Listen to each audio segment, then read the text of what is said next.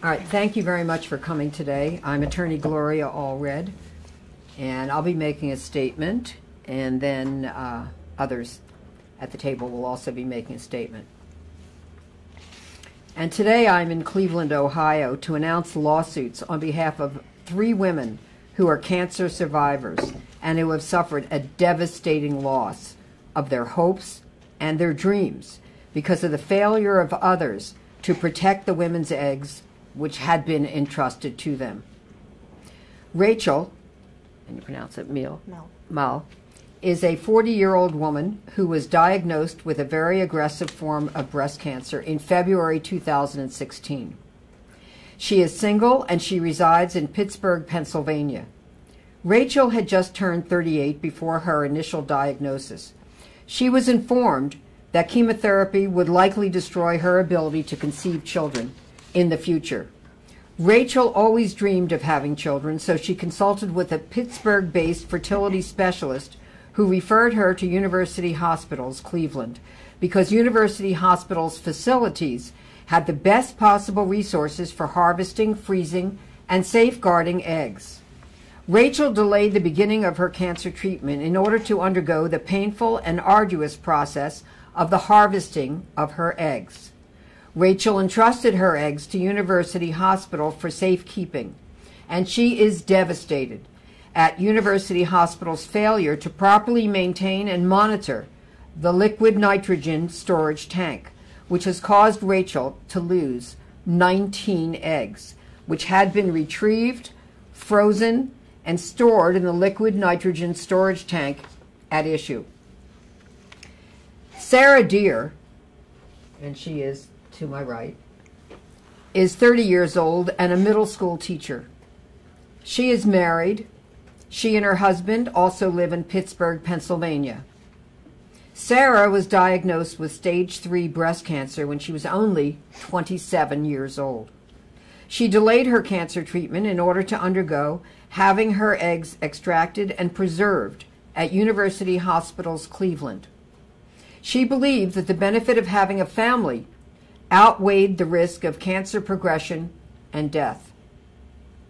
After 29 eggs were extracted, she underwent 4 months of chemotherapy, a double mastectomy, and weeks of radiation.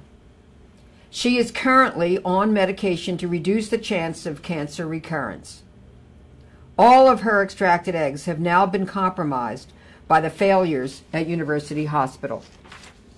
Her ability to have biological children now, after cancer treatment, is unknown and is greatly compromised due to chemotherapy treatments. Danielle Yerke is a 37-year-old woman who was diagnosed with stage 3 breast cancer at age 34. She is single and resides in Pittsburgh.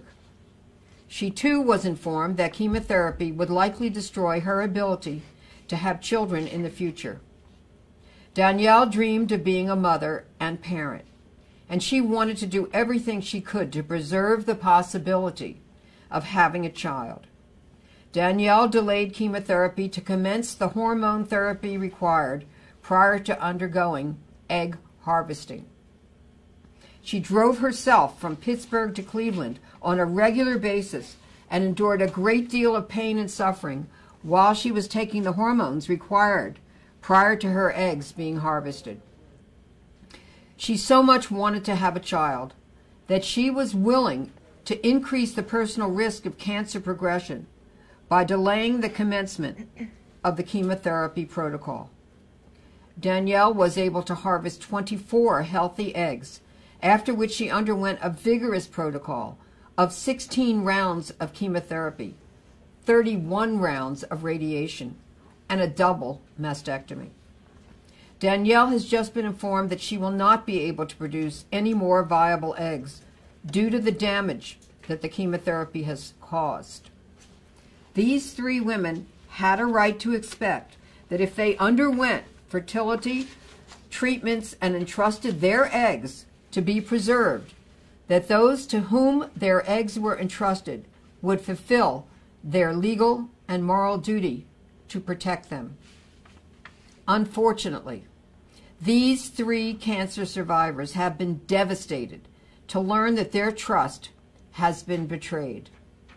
For this reason, today, both Rachel and Sarah have filed lawsuits against University Hospitals Health System, University Hospitals Huja, and University Hospitals Cleveland Medical Center. Danielle Yerke's lawsuit will be filed later this week.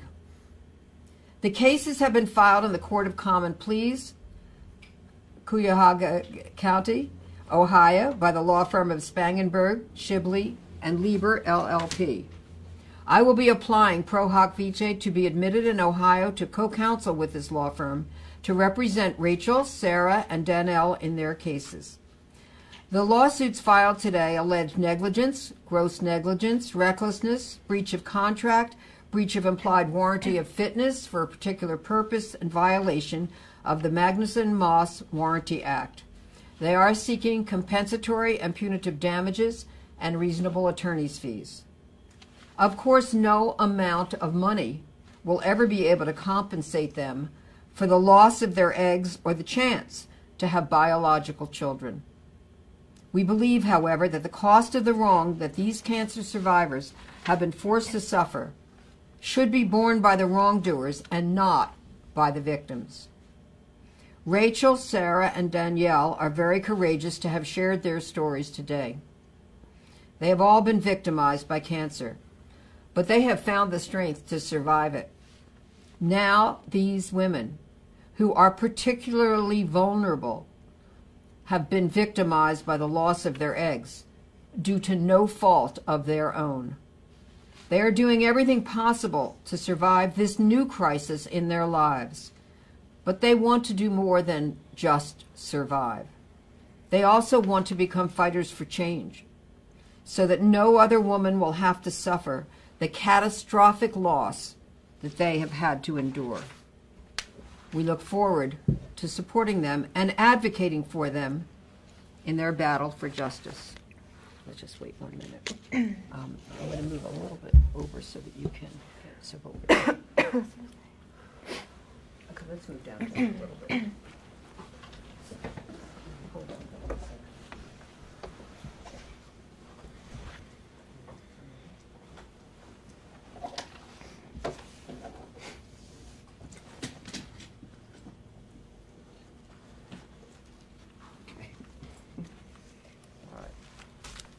Okay.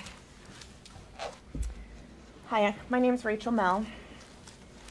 One of my earliest memories was from my brother's Boy Scout camp.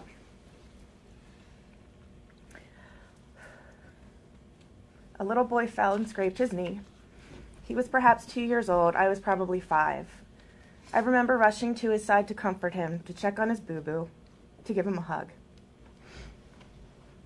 I recall his mom and my mom remarking that I was going to be such a good mom one day, and I beamed with pride.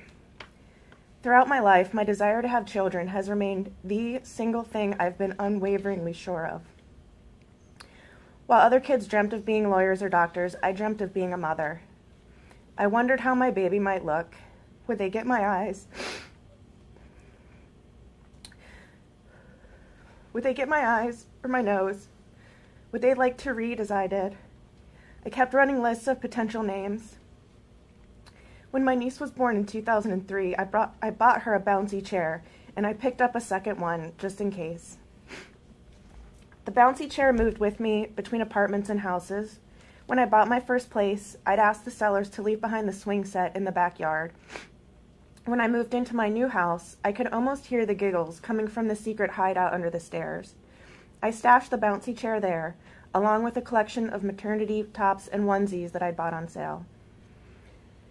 When I was diagnosed with an aggressive form of breast cancer in 2016, just days after my 38th birthday, the doctors explained that chemotherapy would very likely destroy my ovaries, leaving me infertile. I was given a choice: delay chemo by several weeks, thus jeopardizing my own life, or start right away and jeopardize the lives of the babies, who were so very alive inside of my heart. I chose to delay chemo. After consulting with a fertility specialist in Pittsburgh, I was referred to University Hospital. They had better resources and more experience working with eggs versus embryos, I was told. Thank you. I drove from Pittsburgh to Cleveland on a snowy day in March and met with the team at UH. They explained the process, answered my questions, and sent me home with a bag of injection pens that were pre-filled with the appropriate hormones that would force my ovaries into overdrive and trick them into producing as many eggs as possible. Nearly every day for the next 2 weeks, I had to drive 30 minutes each way to the doctor's office. I was repeatedly stuck with needles as blood was drawn and tested, repeated vaginal ultrasounds. I didn't know that this was just the beginning of what would become a lifetime of indignities suffered with only a paper gown to serve as armor. I returned to UH about 2 weeks later to have my eggs retrieved. I was put under for the procedure, and everyone seemed really pleased that 19 eggs were able to be extracted. They said it was more than they had expected for a 38-year-old woman. 19 eggs. I joked to my friends that there may be a reality show in my future. After that, I was thrust headlong into the world of cancer. I was too busy with nonstop appointments and trying to learn a whole new language to really think about the eggs, though occasionally I'd be stopped in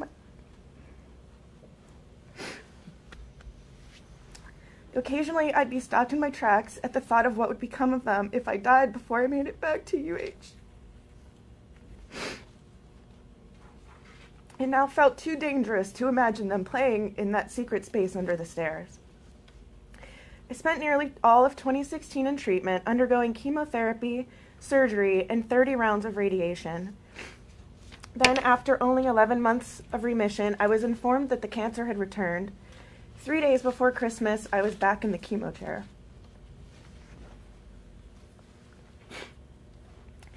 As either a direct or indirect result of cancer, I have lost so much.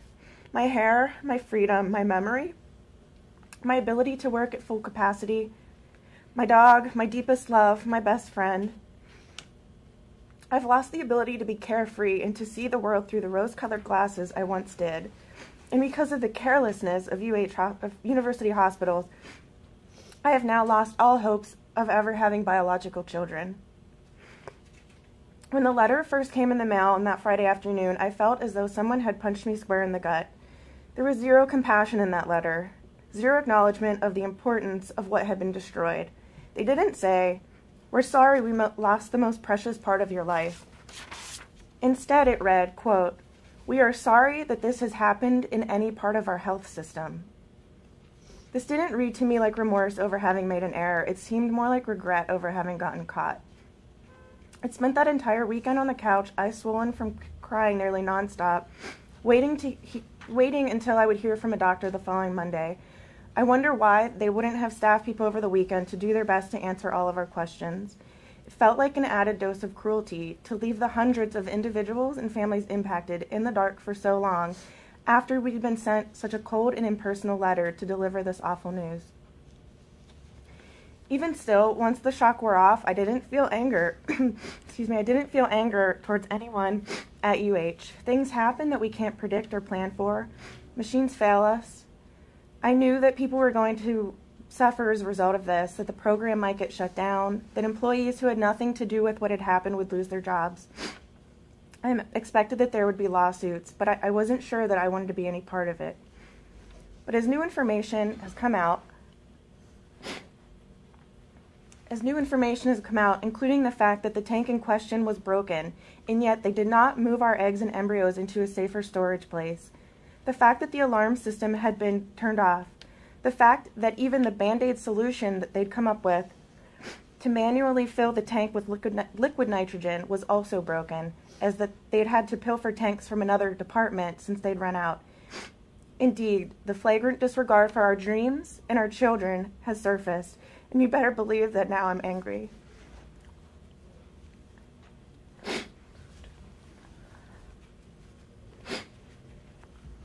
Imagine that your local fire department came to your home to ensure it was safe, and that all of your most valued possessions were protected.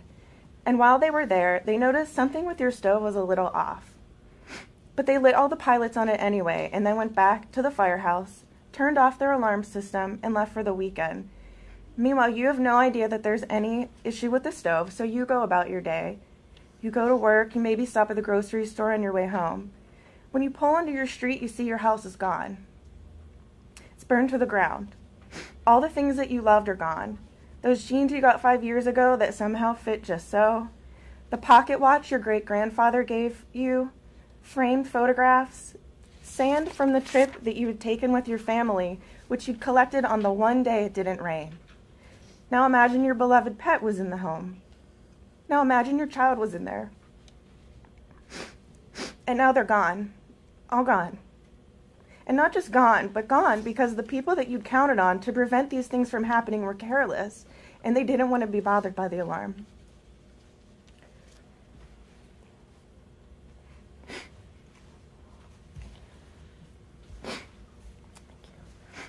Family is not a simple term, and it becomes more and more complex every day. Of course, I recognize that there are many ways to have a family. Adopting and fostering are both beautiful options, and I don't think anyone involved in this tragedy would disagree. But they too are not without their challenges. Indeed, there are many layered and deeply personal reasons why some choose IVF, including the reason that Sarah, Danielle, and me, and several others did. Cancer is a thief. It robs you of nearly everything and leaves you with almost zero control over your life. Making the choice to have my eggs frozen felt empowering. It offered a light at the end of a very dark tunnel. Things may be terrible now, I thought, but at least one day I'll still be able to have the family I'd always dreamed of. But now that light is extinguished. Regardless of our reasons, at least 950 families entrusted University Hospital to watch over irreplaceable extensions of ourselves, our eggs and embryos, just as they had assured us they would. UH must be held accountable for shattering our dreams and for forever altering the courses of each of our lives. All fertility clinics must be held to a higher standard, and safer practices must be enforced. My babies will never get to see the secret hideout in our home, but they will live on forever in the hidden corners of my heart. In their honor, I will do all I can to ensure that no one else has to endure the pain that the carelessness of UH has caused. Thank you.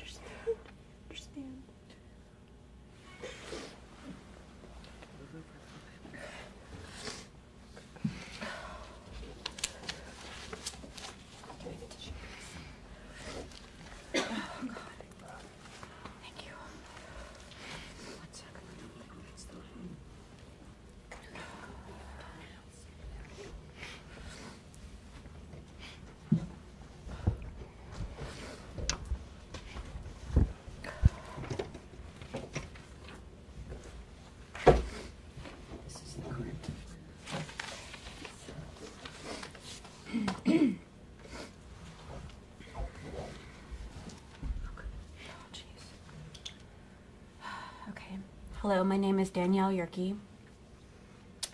3 years ago, at age 34 and single, I was diagnosed with stage 3 breast cancer. I was informed shortly after my diagnosis that I carried the BRCA1 gene mutation, which greatly increased my risk for getting cancer in other parts of my body. It was recommended by my physicians that I remove my ovaries as soon as possible, definitely before the age of 40. I've dreamed of having a child since I can remember. I've always felt that having a child was something that God instilled in me years ago, at a very early age. I even chose a career path working with and teaching young children. When my oncologist informed me of my aggressive cancer diagnosis and the chemotherapy treatment that was required, I desperately wanted to attempt to preserve my eggs prior to starting chemotherapy. I was facing the strong probability that I may never have the ability to have children once chemotherapy started. My oncologist strongly recommended that I start chemotherapy immediately upon my diagnosis, but I decided to first harvest my eggs and commence hormone therapy that accompanied egg retrieval. Losing my fertility was not an option for me. I was determined to do everything in my power to preserve the possibility of having a child after my cancer treatment was concluded. I had to commute to Cleveland from Pittsburgh daily, alone in the midst of cancer appointments, driving between Pittsburgh and Cleveland every morning after injecting myself in the stomach with hormones for weeks on end, just because I held on to the dream of being a mother and parent.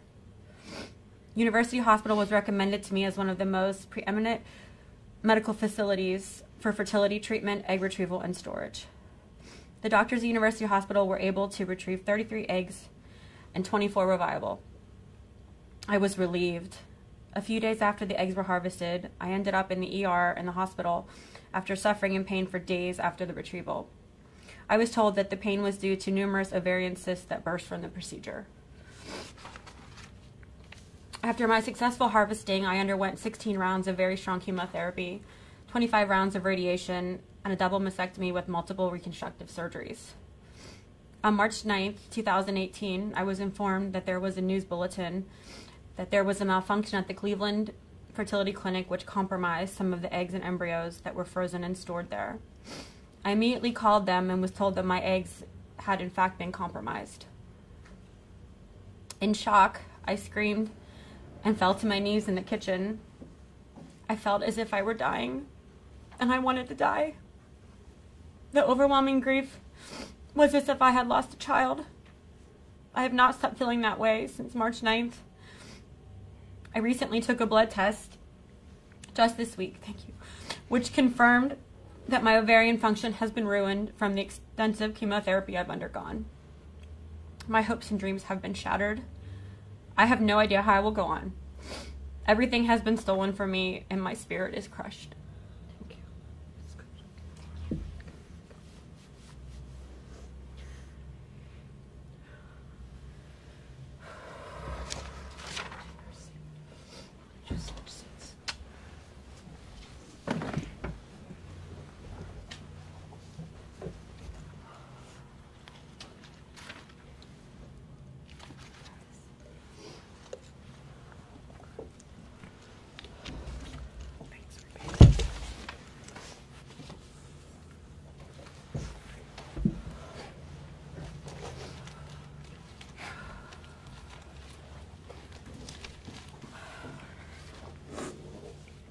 I'm Sarah, a 30-year-old stage 3B breast cancer survivor and victim of University Hospital's systematic failure and negligence.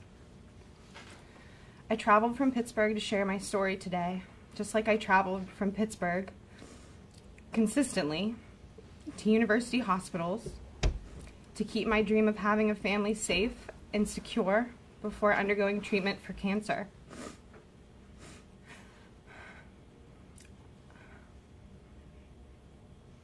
I risked my life and delayed my chemotherapy treatments because having a family was so important to me. My mom cautioned me against it, urging me to begin my treatment. I am, after all, her baby.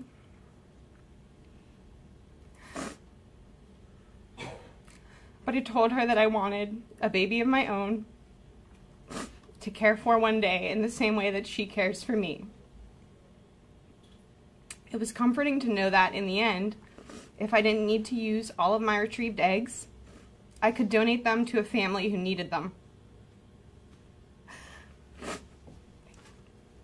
Because of the freezer malfunction at university hospitals, I will never be able to use the 29 eggs that I placed in their care, and neither will anyone else in need. When my now husband and I found out that we had retrieved 29 eggs, a flurry of eggs, he said, referencing then Pittsburgh Penguins goaltender Marc-Andre Fleury's jersey number, we were overjoyed. Together we felt like we had secured our future. Privately, I felt that I had secured our family even if I didn't survive treatment. My husband would still be able to raise our family even if I could not. With chemotherapy treatments, my doctors couldn't be certain that I would regain my fertility, and they still aren't today. The only way for me to find out is if I stop taking the medication that is saving my life. The medication that lowers my risk of recurrence. So what do? Do I stop my medication and risk my life once again to see if after everything I've endured I can still have a family? Do I pump myself full of hormonal medications that feed my cancer type? Or do I play it safe and risk remaining a family of 2? No one should have to contemplate these questions. No one should have to suffer like this.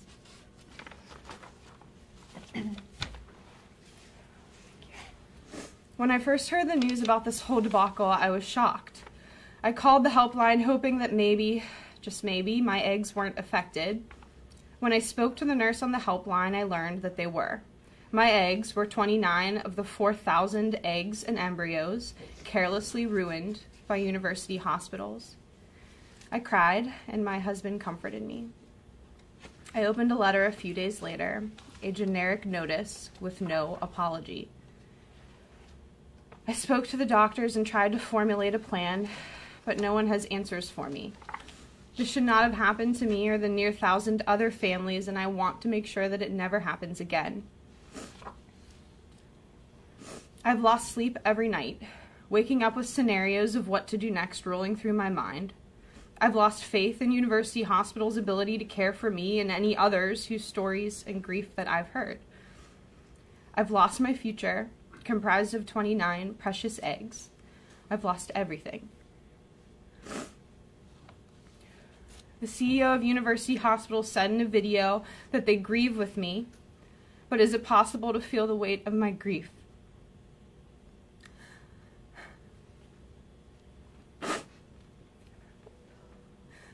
Like Atticus Finch would say, climb into my skin, walk around in it. I guarantee that it's like nothing you've ever felt before. I'm a woman wounded, robbed by cancer of my health and the body that I once knew, and robbed by university hospitals of my future.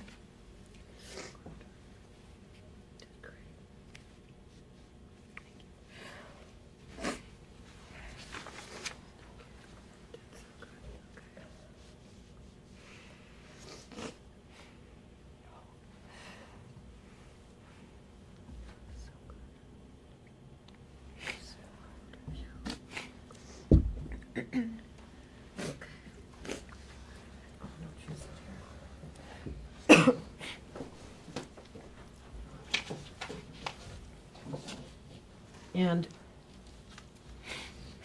we're going to take some questions for the attorneys. I'd like to introduce Stuart Scott is to my left, and Samantha Weaver. And this lawsuit has been filed today on behalf of Rachel and Sarah. And as I said, Danielle, and the spelling is Danelle, but it's pronounced Danielle. Her lawsuit will be filed later this week. But this is the lawsuit that was filed. And Stuart and Samantha will be happy to answer any questions. And so will I. So we'll open it up for questions right now. Ms. Allred, why was it so important for you to get involved in this particular case? Well, I've been representing victims for 42 years, and we're the leading private women's rights law firm in the country. This is a very serious issue of reproductive rights, and these are among the most vulnerable victims that I have ever met, and my heart goes out to them. It's just, every time I speak with them, every time I hear from them what they have been forced to endure, it's just, it's so horrible. It would be horrible if it happened to anyone, but to, you know, have to be endured by cancer victims who've already suffered so much. And then, you know, went that extra mile just to be able to have a family. It just broke my heart, and I just wanted to be able to help them, you know, when they reached out to me. So I was very fortunate to find Stuart and his law firm who, you know, have wonderful ability in this area and have a commitment to helping victims, and so I'm looking forward to working with them and their law firm. And we're looking forward to working with you. And they immediately responded. Yes? What's different about this case than previous women's rights cases you've handled? Can you just characterize it?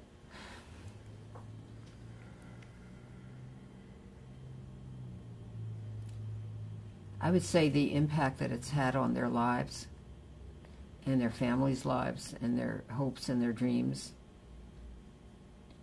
And it's just, I mean, it's heartbreaking. It's bad enough when women are treated with callous disregard in any area of life. But especially in this area, which is so intimate and so personal and so life-changing.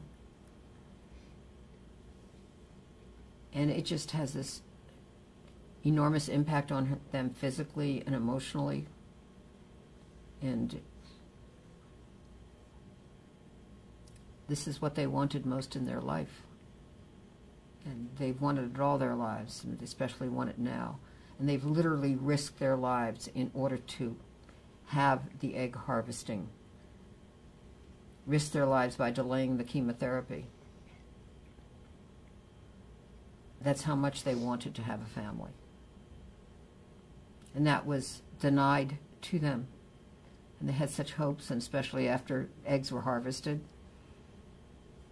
And this could have made such a difference to them, knowing that they would be able to have a family. And now even that is taken from them.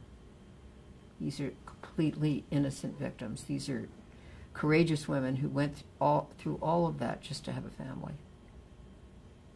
So what are they left with now? An apology is simply not enough. It's just not enough under these circumstances. So we have more questions than we have answers, but they deserve the answers and much more, and that's why I'm here. And also because, in a way, they represent so many other women who are also survivors of cancer, who also entrusted their eggs to university hospitals, many of whom have not yet spoken up and may never speak up, I don't know. But it's important that their voices be heard, because they matter, because their lives matter, their futures matter. They are people of value. They are not just egg donors.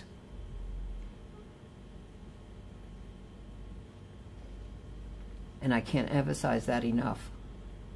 This is not just about statistics, the number of people who were hurt. These are real human beings who deserve so much more. And they want to fight for change. And that's what they are. I've said many times in my life, you know, that my goal is to empower women, to move them from becoming victims to survivors, to fighters for change. And that's what all three said that they want to be. So now they're empowered, and they're going to stand up against this. They're speaking their truth to power, and they're going to continue to do that for as long as it takes. They're going to take that last ounce of strength and courage, and they're going to use it to win change. And it's not just about themselves, it's about others as well. Can you talk about the possibility of this case moving forward in that there are class action lawsuits as well as individual lawsuits? Yes, there are class action lawsuits, and these are individual lawsuits. And I'll let Stuart now take my place and explain why that is. Okay? We want us to come over here to the microphone? No, that's fine. I can speak from here. Okay. So if I understand your question correctly, it's are there different kinds of cases moving forward, and how are those going to proceed? Yeah, and how do you see that, potentially impacting these women? Well, I can tell you that I think it's going to be up to the court to decide how these cases are going to proceed, whether class actions are going to proceed forward, or all these cases will proceed sort of as a mass tort. But I can tell you this, that every one of these cases gets filed is going to proceed on the basis that there are individualized harm, as you can see from these three brave ladies up here, that their stories are very important. And each of them, whether they file a case or not, they each have a story. And those stories need to be heard. From a legal standpoint, does it make more efficient sense to move parts of this case as a class action? arguably, I think that makes sense. We know that the facts surrounding the destruction of the eggs and the embryos, there's one set of facts, and that's common to every case that would be filed. And that makes it efficient to move forward potentially as a class action, as are a number of the legal issues that will arise in this case regarding remedies and damages. But ultimately, it's going to be up to whatever court hears these cases to make that decision. Ms. Allred, you are well aware, I'm sure, that this industry is largely unregulated. Yes, that's right. These women have all said they're dedicated to fighting for change. With your position, your star power, if you will, what can you do to help reach out to Congress, perhaps, or get federal, state, or whatever legislation? Because it happened in your state of California. I know, in San Francisco. Yeah. Yes. Well, I mean, we're going to analyze what else we can do. Obviously, I mean, I think that the FDA should be regulating these as medical devices, which they're not. But there's more, and I understand there's definitely movement and action in your state legislature in Ohio. But there's more because, yeah, I mean, regulation is not a dirty word. Regulation, depending on what kind of regulation it is, can ensure safety for consumers so that there'll be fewer victims if businesses and corporations understand that they do have a responsibility to follow regulations and the law that are intended for the safety of those who use medical devices. And there should be inspection of medical devices and on a regular basis. And people have used the analogy of restaurants are inspected, and rated, although not often enough. But still, I mean, I don't want a woman's womb regulated, but I do want medical devices that are entrusted with safeguarding eggs to be regulated, and to ensure that what is entrusted to them will be kept safe so that it can be used for the purpose that it was intended for. One of the reasons all three of our clients came to Cleveland was because they felt that they could trust the procedure and the results of the procedure, the egg retrieval, to be kept safe for their use and for the intended use for others, for some of those from whom the eggs were retrieved. Obviously, that didn't happen. To say that this is heartbreaking is just probably an understatement for how devastating this has been to all of their lives. So it should never happen again. Lawsuits are important. Are they enough? No, I think we also need congressional action, and I think we need legislative action. Because we need safeguards. This is all about safeguards.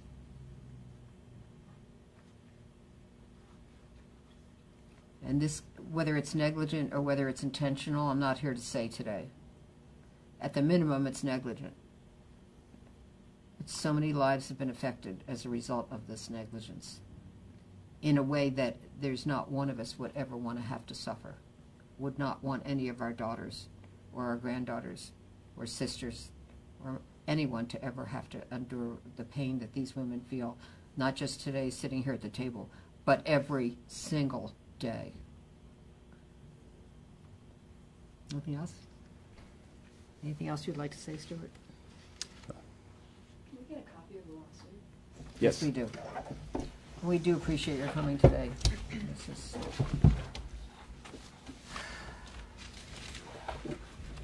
And I will say there are clinics all over this country. So this certainly could happen again.